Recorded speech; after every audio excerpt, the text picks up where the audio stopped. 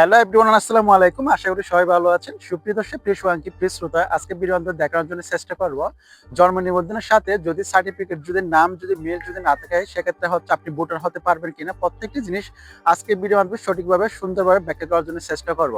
যদিও এর আগে আমি আরেকটা কন্টেন্ট করছিলাম জন্ম নিবন্ধনের সাথে যদি সার্টিফিকেট যদি মিল যদি না থাকে সেক্ষেত্রে আসলে ভোটার হওয়া যাবে কিনা এবং কি কি করণীয় আছে সেক্ষেত্রে প্রত্যেকটি জিনিস তুলে ধরছিলাম।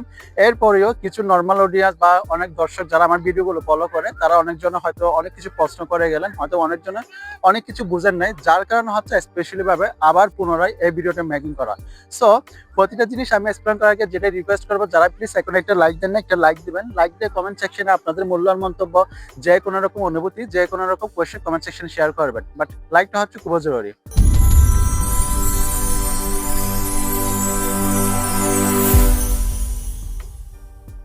ফার্স্ট অফ অল আসি, আপনার হচ্ছে জানতে হবে জন্ম নিবন্ধন করার ক্ষেত্রে কোন কোন জিনিসগুলো খুব ক্রিটিক্যাল, খুব প্রযোজ্য সেটা আপনার জানতে হবে। যেমন হচ্ছে আমি বলি, জন্ম নিবন্ধন করার ক্ষেত্রে ভোটার আইডি কার্ড করার ক্ষেত্রে ন্যাশনাল আইডি কার্ড, যেটা বর্তমানে ভোটার হালনাগাদ চলতেছে আপনারা দেখছেন, ন্যাশনাল আইডি কার্ড করার ক্ষেত্রে হচ্ছে আপনার হচ্ছে মাস্ট বি হচ্ছে অনলাইন সনদকৃত জন্ম নিবন্ধন সার্টিফিকেট, এটা লাগবে। আপনার যদি অনলাইন কৃত যদি জন্ম নিবন্ধন যদি না থাকে সেক্ষেত্রে হচ্ছে আপনি কখনো ভোটার হালনাগাদ করতে পারবেন না, কখনো এলাও করতে পারবেন না। যদি আপনার যদি সার্টিফিকেট যদি নাই থাকে আপনি হচ্ছে ভোটার করতে পারবেন। এখন প্রশ্ন হচ্ছে সার্টিফিকেটের মধ্যে হচ্ছে আমার নামের সাথে জন্ম নিবন্ধন নামের সাথে একটু এদিক সেদিক মিস্টেক আছে, ভুল আছে, অথবা দেখা যাচ্ছে সার্টিফিকেটের মধ্যে আমার আব্বুর সাথে জন্ম নিবন্ধনের সাথে আমার আব্বুর নাম মিল নাই, সেক্ষেত্রে আসলে ভোটার হওয়া যাবে কিনা, কোনো সমস্যা হবে কিনা। অবশ্যই আপনিও ভোটার হতে পারবেন। আমি আপনাদেরকে বেসিক্যালি ভাবে বলি, আপনি হয়তো বা ভোটার হালনাগাদ ডেট শেষ হয়ে গেছে তারপরে করতেছি, যখন পুনরায় আবার ভোটার হালনাগাদ শুরু হবে সেক্ষেত্রে টেকনিকগুলো ফলো করবেন। আপনার হচ্ছে ভোটার হালনাগাদ করার ক্ষেত্রে ন্যাশনাল আইডি কার্ড করার ক্ষেত্রে হচ্ছে আপনার জন্ম নিবন্ধন অনলাইন সনদকৃত, এটা মাস্ট বি লাগবে। যদি যখন ভোটার হালনাগাদ করার জন্য এন্ট্রি করার জন্য লোক আসে নির্বাচন কার্যকলাপ থেকে, তখন আপনার থেকে সিক্রেট রাখতে হবে আপনি শিক্ষিত বা আপনার কোয়ালিফিকেশন আছে কিনা, সেটা আপনার সিক্রেট রাখতে হবে। কারণ তারা হয়তো জিজ্ঞাসা করবে আপনার কোয়ালিফিকেশন কত। যদি বলেন আপনার এসএসসি ইন্টারমিডিয়েট অথবা ডিগ্রি গ্রাজুয়েশন সার্টিফিকেট আছে, সেক্ষেত্রে তারা হচ্ছে সেগুলো হচ্ছে শো করাতে বলবে। দেখা যাচ্ছে আপনার সার্টিফিকেটের সাথে নাম মিল নাই, সেক্ষেত্রে হচ্ছে আপনাকে রিজেক্টেড করে দেবে। এজন্য আপনার থেকে সিক্রেট টিপস গুলো ফলো করতে হবে। তাদের কাছে বলা যাবে না যে আপনার সার্টিফিকেট আছে, এটা বলা যাবে না, তাহলে সেক্ষেত্রে হচ্ছে আপনি জন্ম ভোটার হালনাগাদ করতে পারবেন। হ্যাঁ, আর দেখা যাচ্ছে হচ্ছে আপনার আবার অনেকজনের প্রশ্ন হয় যে এরকম, সার্টিফিকেটের মধ্যে আমার সমস্ত কিছু ঠিক আছে, আমার হচ্ছে ডেট অফ বার্থ জন্ম নিবন্ধনের সাথে মিল নেই, সেক্ষেত্রে আসলে ভোটার হতে পারবো কিনা।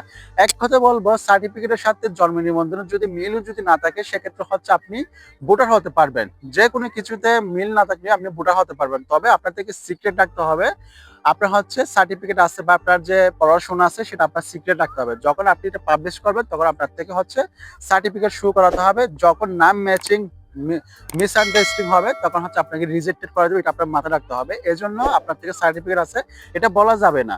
তবে এখন আসি, সার্টিফিকেট যদি আপনি যদি শো যদি না করান বা সার্টিফিকেট যদি শো করান সেক্ষেত্রে সুবিধা অসুবিধাগুলো সেগুলো আমি আপনাদের মধ্যে এখন তুলে ধরবো। আমাদের দেশে বেশি কমে দেখা যায় অনেকজন যারা ফার্মার আছে, কৃষক আছে, যারা মধ্যবিত্তের মধ্যে অনেকজন আছে যারা একদম পড়াশোনা করে নাই, তারা কিন্তু ভোটার হচ্ছে, তাদের কিন্তু কাছে কিন্তু কোনো সার্টিফিকেট নাই। সার্টিফিকেট না থাকলে ভোটার হতে পারবেন, কিন্তু আপনার হচ্ছে জন্ম সনদ না থাকলে আপনি কখনো ভোটার হতে পারবেন না। সার্টিফিকেট এটা শুধু তাদের জন্য প্রযোজ্য যারা হচ্ছে কোয়ালিফিকেশন, যাদের প্রয়োজন আছে চাকরি বাকরি, তাদের জন্য হচ্ছে সার্টিফিকেটটা প্রয়োজন, সেক্ষেত্রে শো করাতে হবে। এখন আমি সাজেস্ট রিকমেন্ড করব, আপনাদের কাছে যদি সার্টিফিকেট যদি কোয়ালিফিকেশন যদি থাকে সেক্ষেত্রে হচ্ছে আপনি সার্টিফিকেট মাস্ট বি শো করাবে। সার্টিফিকেট অনুযায়ী আপনার ভোটার হালনাগাদ করার জন্য চেষ্টা করবেন। কেননা আপনি মনে করেন সার্টিফিকেট গোপনীয়তা রেখে আপনি হচ্ছে মনে করেন জন্ম সনদ বা ভোটার হালনাগাদ করে ফেলছেন, ন্যাশনাল আইডি কার্ড বের করে ফেলছেন। যখন আপনি কোনো একটা সরকারি জবে যাবেন, কোনো একটা বেসরকারি জবে যাবেন, যখন কোনো একটা জবের জন্য আপনি অ্যাপ্লিকেশন করবেন, সেক্ষেত্রে দেখা যায় আপনার সার্টিফিকেটটা শো করাতে হবে সেখানে। কারণ যেহেতু আপনি জবের জন্য অ্যাপ্লাই করছেন, আপনার কোয়ালিফিকেশন মাস্ট বি হচ্ছে চাকরিদাতার মধ্যে যারা হচ্ছে আপনার এক্সাম নিবে তারা হচ্ছে কিন্তু আপনার সার্টিফিকেট চাইবে। এখন যখন সার্টিফিকেটের সাথে আপনার ন্যাশনাল আইডি কার্ডের সাথে মিল থাকবে না সেক্ষেত্রে কিন্তু আপনাকে রিজেক্টেড করে দেওয়া হবে। কারণ আপনার সার্টিফিকেটের সাথে নামের মিল নাই। আপনি যখন দেখা যাচ্ছে অনেক সময় পাসপোর্ট করতে গেলে পাসপোর্ট করার সময় যদি সার্টিফিকেট যদি শো করাতে হয় সেক্ষেত্রে কিন্তু যখন সার্টিফিকেটের সাথে আপনার জন্ম নিবন্ধন বা ভোটার কার্ড মিল থাকবে না, সেক্ষেত্রে আপনাকে রিজেক্টেড করে দেওয়া হবে। কোনো যখন জব সার্কুলার বা সরকারি জবে গেছেন সেক্ষেত্রে আপনার সার্টিফিকেটের সাথে যদি ভোটার কার্ড আপনার ন্যাশনাল কার্ডের সাথে যদি মিল যদি না করে সেক্ষেত্রে হচ্ছে আপনার চাকরিটা হারাতে হবে। আপনি সমস্ত কিছুতে পারফেক্ট, সমস্ত কিছু আপনি টিকে গেছেন, বাট আপনার কাগজপত্রের ডকুমেন্টগুলো তথ্য ভুল থাকার কারণে আপনাকে রিজেক্টেড করে দেওয়া হবে। এখন যদি আপনি যদি দেশের বাইরে যদি আসেন সেক্ষেত্রে যখন আপনার সার্টিফিকেটের সাথে যখন আপনার এনআইডি কার্ডের সাথে যখন মিল থাকবে না তখনই কিন্তু আপনাকে রিজেক্টেড করে দেওয়া হবে, এটা আপনার মাথায় রাখতে হবে।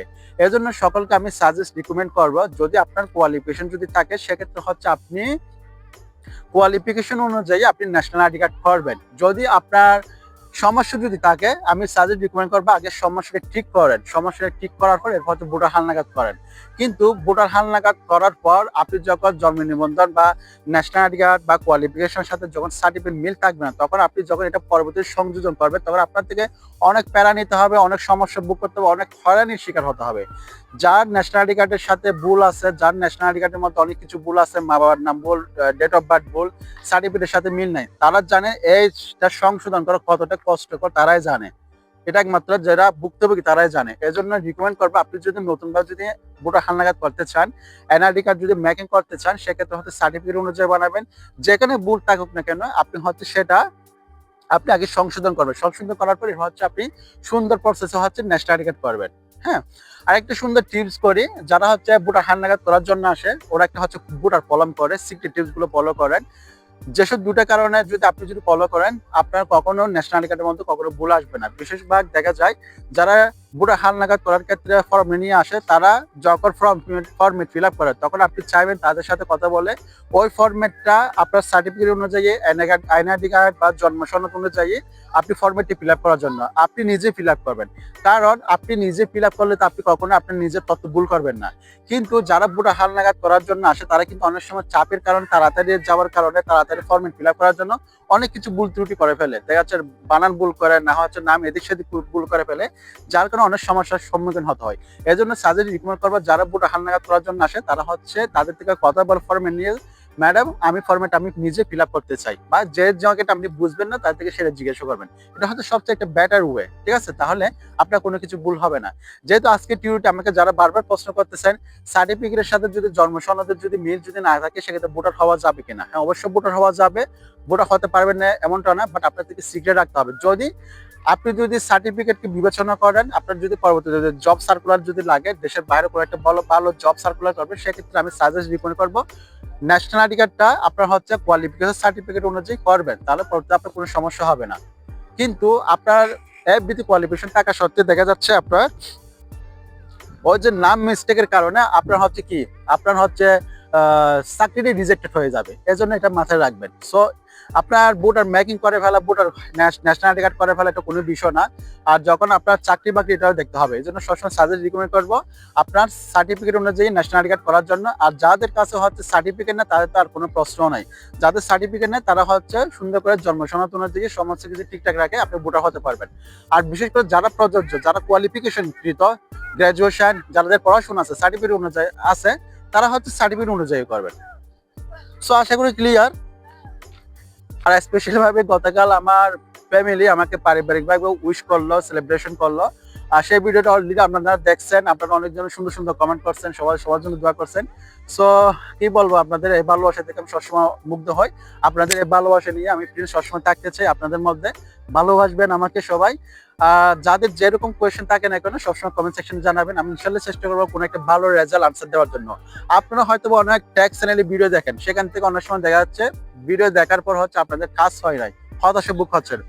আপনাদের যদি এরকম যদি কোনো হতাশা বুক করেন, কোনো ট্যাক্স চ্যানেল থেকে যদি আপনার কাজ না হয় আমাকে প্রশ্ন করবে, আমাকে কমেন্ট করবে, আমি ইনশাল্লাহ কার্যকরী ভিডিও ইনশাল্লাহ আমি করবো। আমি আপনাদের মধ্যে তুলে দেওয়ার জন্য, গিফট দেওয়ার জন্য চেষ্টা করবো। সো ভালো থাকবেন, সুস্থ থাকবেন, শরীরের প্রতি যত্ন নেবেন। আমি প্রিন্স বিদায় নিচ্ছি। আসসালামু আলাইকুম।